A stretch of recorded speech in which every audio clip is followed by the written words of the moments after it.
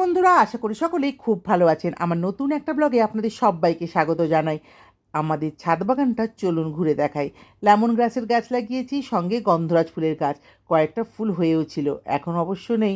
আর এটা হচ্ছে আমলকি গাছ। মোটামুটি পাতা ভরা দেখছেন, হনুমান এলে দেখবেন পুরো ন্যাড়া করে দিয়ে চলে যায়। প্রতিবারই এটা হচ্ছে। আর এই তেজপাতা গাছের জন্য মোটামুটি আজ পর্যন্ত তেজপাতাটা কিনে খেতে হচ্ছে না। আর এই আম গাছটাও বেশ ভালো হয়েছে, টবটা মনে হচ্ছে চেঞ্জ করতে হবে এবার।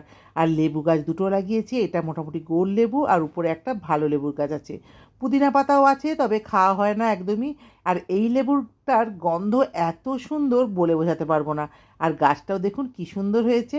আর এখানে গাঁদা গাছটা আপনা আপনি হয়ে গেছে দেখছি। আর এই যে আমাদের কলা বাগান, আগের বারে কলা হয়েছিল বেশ ভালো।